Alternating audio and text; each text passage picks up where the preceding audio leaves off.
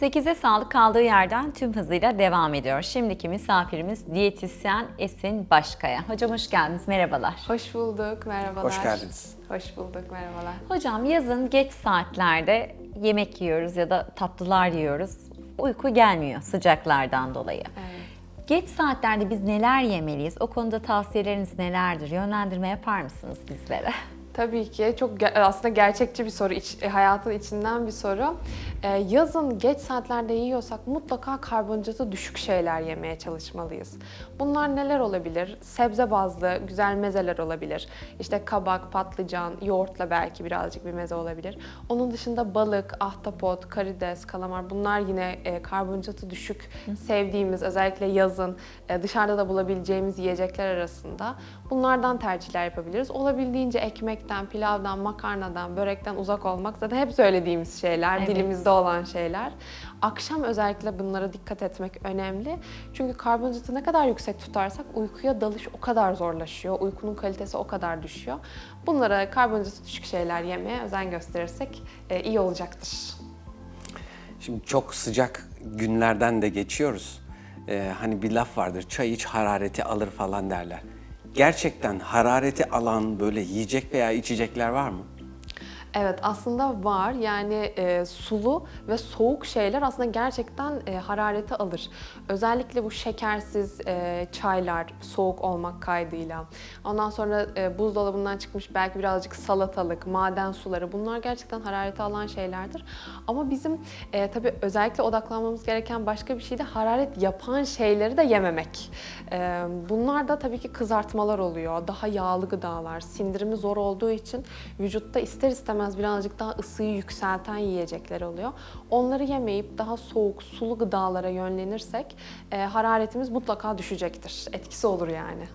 Peki hocam, yazın cildimizi sıcaktan korumak için güneş kremleri sürüyoruz, kendimizi koruyoruz.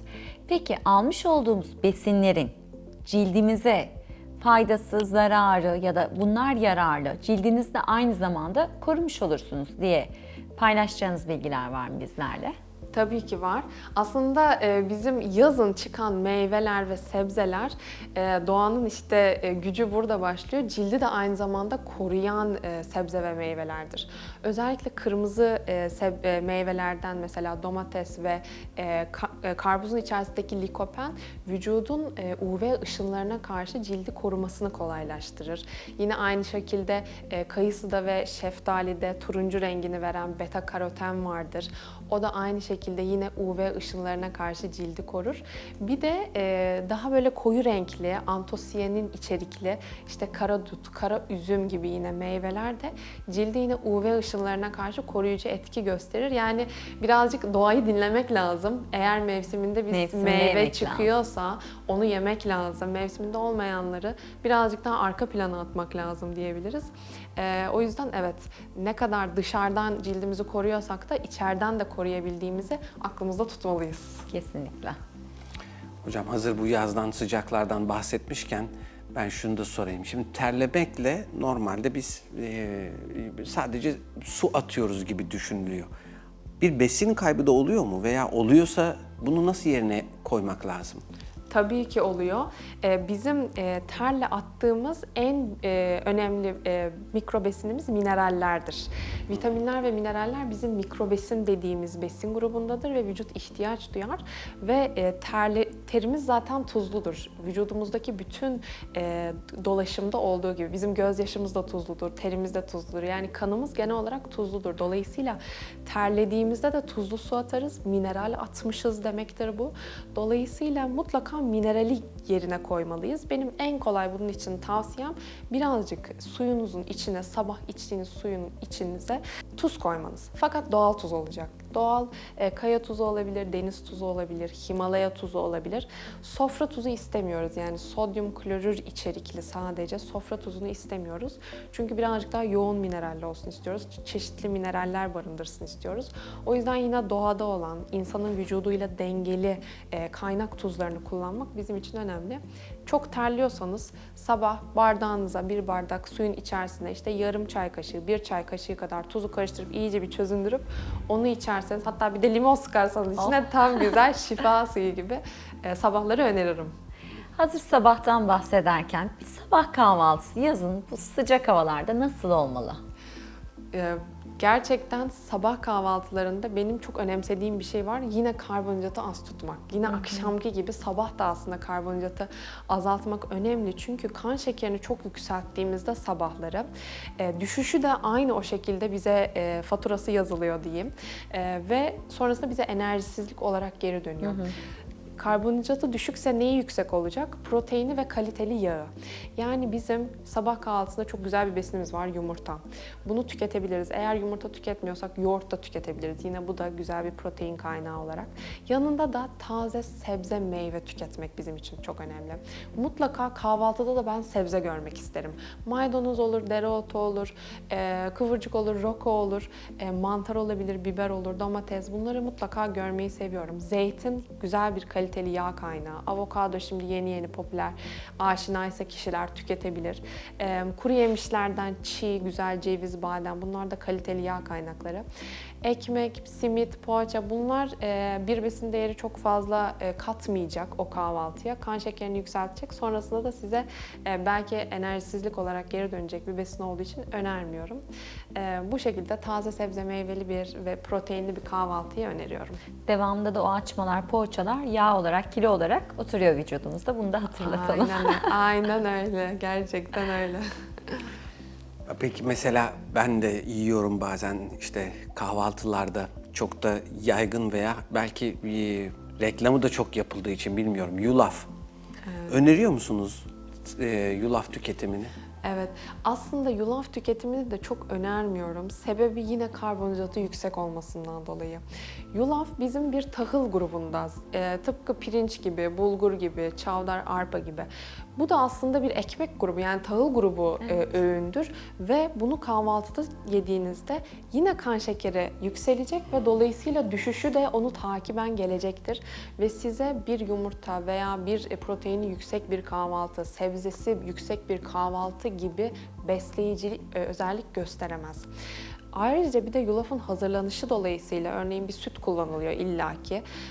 Ya normal süt ya bitkisel sütler kullanılıyor. Her ikisini de aslında çok tasvip etmiyoruz. Yani her ikisinin de farklı dezavantajları olabiliyor çünkü. Üzerine bir de şekerli granolalar falan filan kondu mu tam olarak kan şekeri kaosunu reçetelemiş oluyorsunuz. Hocam tek yani. yulaf değil, yanına ilaveler de yapıyorsanız kalorisi Evet. gayet de yüksek oluyormuş. Çok, Bakın. aynen. Kalorisi de yüksek oluyor. Peki hocam, sağlıklı beslenme yolculuğuna çıkmak isteyen, yani şu an bizi izleyen seyircilerimizden de artık ben sağlıklı beslenmek istiyorum. Peki ben diyetisyene de ulaşamıyorum ya da gitmek istiyorum. Nasıl seçmeliyim düşüncesi de vardır muhakkak. Sağlıklı beslenme yolculuğuna nasıl geçiş yapmalı insanlar? Evet. Öncelikli olarak beslenmeyi komplike hale getirmemek lazım. Yani piyasada zaten bir markete gittiğinizde çok fazla ürün var. Envai çeşit ürünle karşı karşıyasanız. Dolayısıyla tüketici de kafası karışık. Bu çok normal. O yüzden şuna ben her zaman öneriyorum. Sizin anneanneniz, nineniz ne yiyordu? Ve siz bu yiyeceği doğada bulabilir misiniz? Bu yiyeceklere dönün. Örneğin et, tavuk, balık, bunları sizin anneanneniz, nineniz de yiyordu ve siz bunları doğada bulabiliyorsunuz. Güzel, bunları koyun rafınıza. Ondan sonra sebze, meyve. Nineniz de yiyordu, siz de bunları doğada bulabilirsiniz, görebilirsiniz. Güzel, bunları da koyun rafınıza.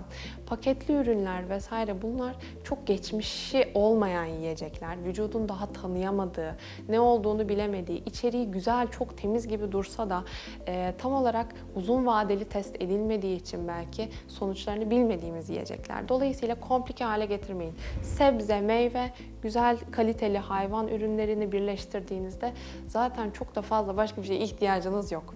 Yani basit düşüneceksiniz, fazla antin kuntin işlere girmeyeceksiniz. Daha yalın beslenmek gerekiyor yani. Tabii bilindik ki. sebzeler, bilindik meyveler, vücudumuza yararlı gelenler. Kesinlikle öyle. Çok fazla sofistike düşünmeye hiç gerek yok. Evet.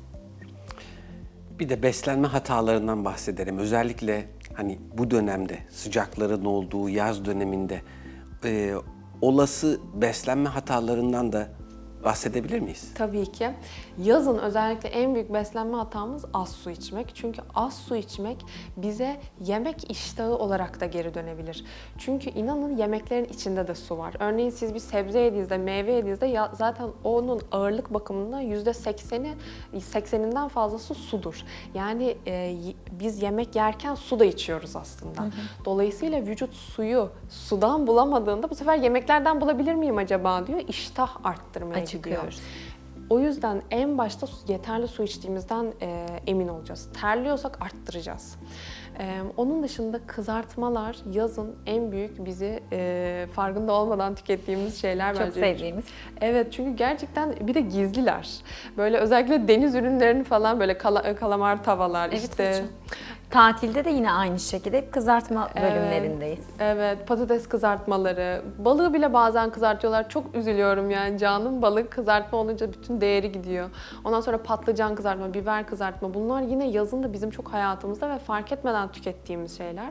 Kızartmalardan da kendimizi tamamen çekmemiz lazım aslında. Onun dışında suyumuzu da bol tutarsak bunlar 2 tane en önemli yaptığımız hatalar diyebilirim. Peki son zamanlarda böyle bir trend var. İşte kahvaltı yapmama gibi. Evet.